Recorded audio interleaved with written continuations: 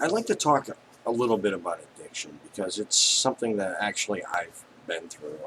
I was a straight up junkie for a long time.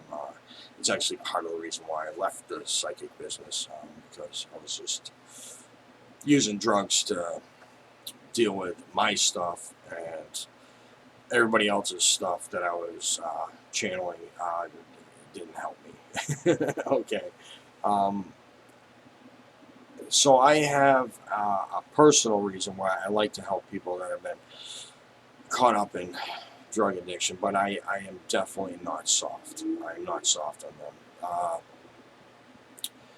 When I was a junkie, I was just a horrible, miserable person. A liar, cheat, thief, all the things that you will find. I mean, I don't want to rehash old AA meetings I used to go to, but yeah. So when people come to me and I feel someone's got a problem in their family or they themselves might have a problem, I will kind of try to cut the bones. I don't play nice with people that are addicts. I was one, and I know the only thing that got me out of it was my emotional pain, and it was nobody else being there for me, and it was me having to make a deep psychological choice that I no longer wanted to be the person I was. And I wanted to do whatever it took to be somebody else. Now, okay, I'll just show you my last day on heroin. I woke up in a crappy apartment um, with the bills, the mail, everything that had already been coming. I had maybe some water in the fridge, maybe a couple condiments, but there was no food. Maybe I think I had some bread, but there wasn't much left, and there was no drugs, and there was no money, and there were no friends coming that used to hang out all the time when I had the money. There was no friends coming to me and saying, "Hey, let me help you out," because I had burned all those bridges, and that was part of the process too. Once you burn the bridges and nobody's gonna come around and you got nobody to beg or whatever off of, you have to. You either live or you die, and that's what it comes down to. You either stop living or you continue dying. And my mindset at that time was, I didn't think I could make another day. I would have to get up and do the same hustle, the same everything. And then I looked at my past, and it was nothing but wreckage. It was me leaving wreckage behind me. It was people that cared about me giving up on me because they just didn't know what to do. Um, I was physically sick. There was no cable on. I was listening to PBS. I was listening to Celtic Women, and I was bawling my eyes out. And for a little while, I got suicidal. And I had called my mother, and she's since passed, but I called her and said, "Ma, listen, I don't think I can do this anymore." And I started saying suicidal things to her, and she got worried. She called the police. They did a well-being check, and I ended up going through getting taken to detox. Now, when it comes to getting off of heroin, I had done it a bunch of times before. I had gone to rehabs, had gone through the motions. I had been to jail for my petty crimes, being a crappy crook. I mean, if you got a record, you suck at being a criminal. That's what it comes down to. And I was just no good at it. I didn't even have the energy. I had existential shit going on. I didn't. I wanted to be a good person. I didn't want to do bad stuff, but I needed to do bad stuff to get the money so I wouldn't be physically ill. I mean, these are all things that go on in the addict's mind, and they don't make sense. They're not rational, but it's a, it's a disease. It's what happens. So this time I had gone into rehab, and when I went to detox, and I took Suboxone, which was wonderful in a way because the Suboxone treatment was a taper. You take a bunch, and then they slowly taper you off, and you go down and you get off it. It still hurts. You're still kind of, when withdrawal, your body's still like is yelling at you. You still have the crawlies, you still have the pain and the aches, because when after you're taking heroin for so long and your body no longer has it, it really sucks. And anybody that's dealt with addiction or seen an addict will know what I mean. But my attitude was this: it only took me a week of Suboxone treatment, of a taper from large to small, and then like I had to do some other meds to kind of stabilize me and stuff. But I wasn't on it for years, and I don't believe in that. I don't believe in methadone. I don't believe in being on that for years. You're just trading one drug for another, and while you're in the lines, you're meeting other people, and instead of taking methadone or heroin, you're in a bad area with bad vibes around you, so you end up like doing pills, or you start going into coke or whatever. I've seen the whole game before, and I know how it's played. So when I deal with people that are addicts, especially in readings and whatnot, I'm not nice. I mean, you gotta shock people. I mean, it's only when you have nothing left, when people kick you out, when you got no food, you got nobody gives a shit about you or anything. That's when you decide, like, oh, I better fucking grow up, and that's kind of what I did at that point. But honestly, it took me many times, and I'm lucky I am alive. I've overdosed 5 times. Okay, I should not be here, but I am. Okay, I like to think that God has a plan. I'm supposed to do something, maybe tell you this.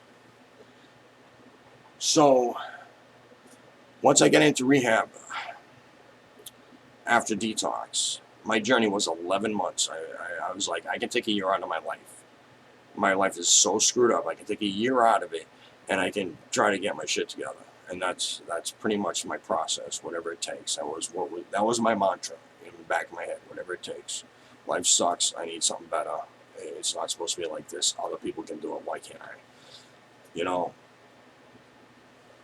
I decided for the first time in my life to actually use the counselors for what they were there for, to help me figure my shit out. So I wouldn't use over the shit that I didn't figure out before. Every other time I would fight the counselors. I would lie. I would say like, oh no, everything's fine, or no, that doesn't bother me, or oh yeah, I'm happy, or I'm never going to use again, or whatever. But this time I actually used them to figure out my stuff. And I got to a point where after I left rehab, where I actually started using the counselors, I went to a treatment center, North Cottage. I'm going to give them a plug because they were wonderful. I went to North Cottage, which had 3 different phases. And North Cottage, the first phase, you get, the counselor. You're on restriction. You got to do your chores, but you start to learn how to live like a human being again. And while I was there, I went to I had a really wonderful counselor from VinFen. I'm trying to remember her name. I can't remember exactly. But I had to go through a PTSD trauma recovery group. It was a group therapy thing, and I'm not going to get into it, but there was a lot of stuff there in my past, either due to drug use or due to being a victim or innocent or whatever. I ended up going through. But anyways, I went through that course, that group. It took us like 3 months, 4 months. I forget how long it was exactly. And the first couple times we go like 1 or 2 times a week, and I'd be like, this isn't doing anything. I don't want to talk about my stuff, And after a while, some people would open up, and I'd be like, all right, I might as well open up, and we'd do the process. And I learned that figuring out your stuff is a process. You got to start somewhere, and you got to keep on going. And it wasn't until about a month or so after that group was over that I actually felt the weight lifted off my shoulders. But I'm a definite believer in counseling and going through the process, not just bullshitting your counselors and lying about stuff, but actually trying to get your stuff done. It's your life, you want it to work out for the best. Everybody does, So I went through there. I went through the halfway house afterwards, and I went through the 3/4 house. And while I was at the 3/4 house, I was actually a night watchman for the original program at that I went through, and I was seen as the cop or whatever by everybody else then. But yeah, that's kind of how it went. Came out. I moved out. I found out my mother was sick, and she had cancer, and I ended up going to take care of her. But the whole thing is, like, addiction's a pain in the ass, and you really need to do something about it, or else you're gonna die. All you do is you hurt people. If you have kids, that's the saddest thing in the world. A kid with a drug addict parent, especially if it's like a hard drug. I mean, personally, I don't care about beer and weed. I don't. All right, I got my own reasons, but I don't care. But if you're on a highly addictive drug like coke or heroin, or if you're hitting whiskey too much, or whatever, you need to sit there and take a good look at yourself and say, listen, do I need this? Is it making my life better? Is tomorrow going to be better than yesterday or today? And you need that. The other thing that was really helpful to me is having a support network when I get out. Before I had gotten out, I've been like, released onto the streets. I mean, there was nobody there for me. I burned all my bridges. Going away for a couple months didn't make anybody feel any better about me. They just rolled their eyes when I get out. So, a support network's important. Or something in place where, like, you can go to a halfway house out in the world and they help you. Or the community that sent you away might want to help you reintegrate. And there's not a lot of that going on. And if it is, it's run by the government. And it doesn't need to be. All right, there are plenty of good Samaritan type people out there that can, and nonprofits that can do this, pick up the work, get donations and profit, and make it work. People need, education. They need jobs. They need job training. They need to learn how to, not be a dick on the street. They need people to hang out with that aren't the same old fucking people that they used to hang out with. That's just going to get them sucked into that lifestyle. Because that's the other thing.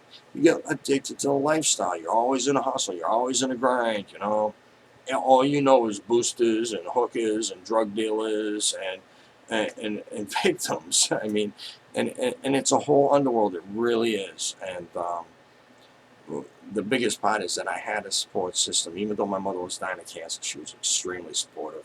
I continued with AA meetings, and I got right in there. I mean, I stuck my hand out. People didn't want to meet me, and that's how they are in AA. They don't want to meet you, really, unless you're there, because they're skeptical if you're going to stay, if you're going to be a good AA member or whatnot, you know. But you really got to force yourself into it. You got to make a conscious decision. You got to have like a spiritual awakening, a change in the way that you do things. I meet people today and I tell them how bad I was on crack and heroin and whatnot, and they can't believe it. They're like, you? They said, didn't you go to college at 38 and get a 3.9 GPA for fucking IT? I'm like, yeah. Because I wanted to change. Many people, if you think you want to change, you're not going to change. If somebody else wants you to change, you're not going to change. You either are or you're not. Just kind of like Yoda.